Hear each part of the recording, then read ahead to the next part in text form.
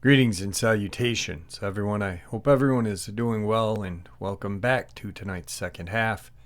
Before we get into tonight's second half, a couple links I'd like to share with you all.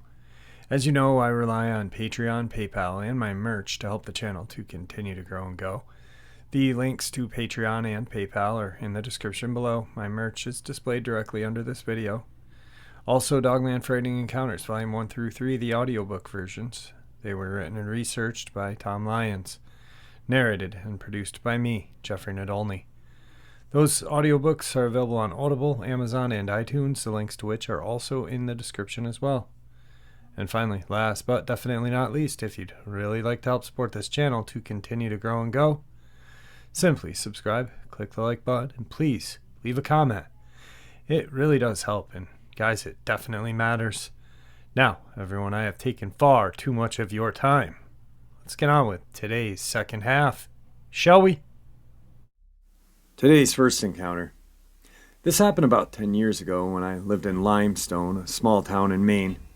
For reference, I lived in a small apartment complex completely surrounded by forest. It was very quiet, and lots of wildlife roamed the fields and forests surrounding the complex. I was 8 years old, lying on the top bunk of my bed, looking out my window. There was a spider that would build its web right outside of my window, so I would always watch it build its web at night before I went to sleep. My window overlooked a parking lot that was right next to the field bordering a thick forest. One night, as I was watching the spider build its web, as I always did, I saw a very tall, ape-like thing with a long, thick tail that tapered at the end. Kind of how you'd imagine a T-Rex tail, except hairy, if that's a good comparison, walking across the parking lot. I kept watching it wander into the field just before the forest. It then placed itself between two trees, about arm's length away from each other, and began climbing up by grabbing the two opposite trees with their respective hands and feet, and slowly shimmying up the tree. As it made it to the tops of the tree, it sort of blended in with them and stopped moving. I couldn't see it anymore. To this day, I am completely stumped as to what I saw from my apartment window. This happened while I was living in Maliseet region of Maine. If anyone is familiar with Maliseet mythology, please comment. I was wide awake. I pinched myself very hard a couple of times just to see if I could snap myself out of it. But it was definitely real.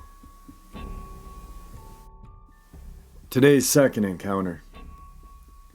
My friends were stalked by a werewolf Dogman creature in Lake Pisgah, Oregon. I'll start off by saying no, this is not my story. But it was such a crazy encounter that I have since asked each of my friends through the years to recount the events. This happened around the year 2000. About the year after this took place, I started dating one of these friends, and that's when I heard about this dog-like creature. I have since asked each friend over the years, miles apart, and they all remember the same encounter. Before my ex was even my best friend. Let's just call him Jay. He and our other friends were 17 or 18 years old at the time. I remember it began an adventure to find a place to smoke. Let's go hike to and puff. The good old days. When we got away from the parents and planned a day around smoking, it was Jay and his best friend B and their girlfriends, S and M. The four of them decided to drive to Lake Pisgah, a beautiful wooded area in Eugene, Oregon. It's more of a hill, but it's nature in its prime for sure. I've been out there many times growing up, and I know exactly what trail they were on, the main one that connects to the parking lot to the river. They had driven in B's little white sedan, parked in the parking lot, and then walked to the river. On the way to the river from the lot, there is a very small bridge that crosses a small creek, relevant later. The group spent the day out there swimming and puffing and swimming, just being typical teens. I can imagine the hunger was driving them crazy and them wanting to go home a few hours as the sun began to set. Either activity alone is bound to get someone hungry, let alone both. So they walked along a well-worn main path into the parking lot. This path has since been paved according to Google Maps. It doesn't take but 20 minutes or so for them to get back to the little footbridge by the parking lot that they had just crossed when hiking in. When they reached the small footbridge near the parking lot, Bee looked out toward the vast field behind them and the wooded mountain and noticed a huge dog near the tree line, about 100 yards away. They all later described it as the biggest dog they had ever seen. The dog was just sitting there, not looking scary, just looking like a humongous friendly dog. It was starting to get dark, but from M's and J's description and the drawing she later gave me, it was a very shaggy and furry. I may even still have the notebook where she drew the thing. If I find it, I'll share that. My friends continued to walk across the small wooden bridge, and one of the girls screamed. The big dog was now on its hind legs, standing much closer than when they had seen it a couple of seconds earlier. It had traversed most of the large field in seconds it took them to get across the footbridge, which is about 10 feet. Whatever this thing was, it was fast, quiet, and stealthful. My 4 friends ran to the car, and they had the classic cliche, can't get the key in, because B was fumbling madly with the keys. At this point, the dog was standing on its hind legs at the very edge of the parking lot, looking at them still. Still had the dog face, still had the dog body, but standing up. They never saw it walk, on all fours or just 2. It was like every time they looked up, it was standing there closer. As Jay had said, every time he looked up, he was closer but not moving. All of them recounted how surreal it was to see the dog standing on its hind legs. I don't know if it ran for a few ticks and then stood up again at intervals in the field, but that's the way they describe it. Many times I've asked them, are you sure it wasn't a bear? No, it definitely was a dog standing on its hind legs. A big dog that was stalking them. Also, this is in Lane County, Oregon, in the year 2000. There are few, if any, bears out there. It would be odd, but then again, I wasn't there.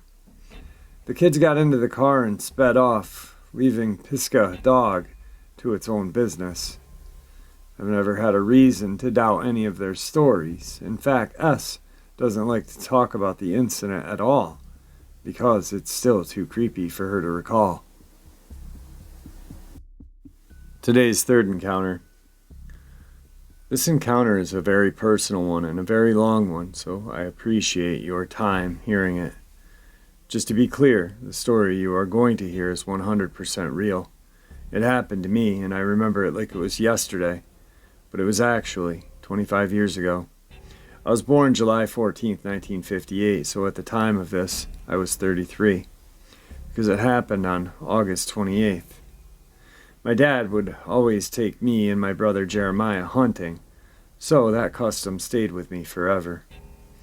That day, August 28th, 1991, I was hunting in Jackson Demonstration State Forest in Montecito County, California, with my brother Jeremiah. It was a little bit difficult to pattern the deer because of the water. The area is extremely thick with lots of young growth. 2 hours had passed and we only had 4 rabbits in our hunt.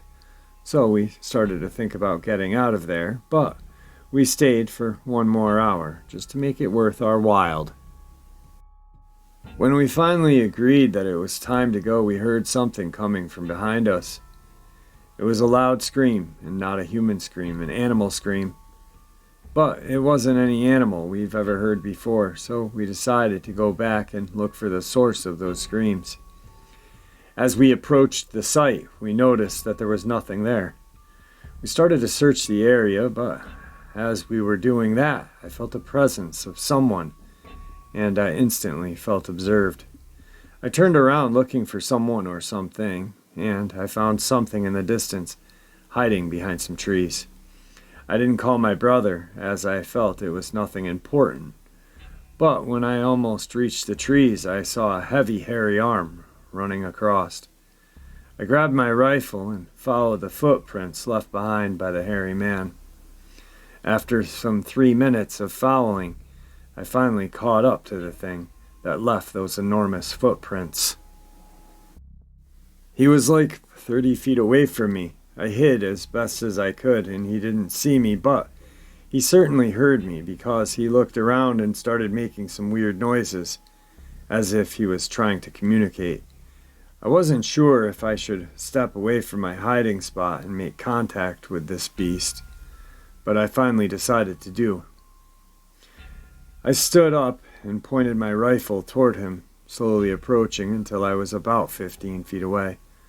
Looking at him, I noticed he was 8 to 9 feet tall. He had reddish hair and was covering him almost completely.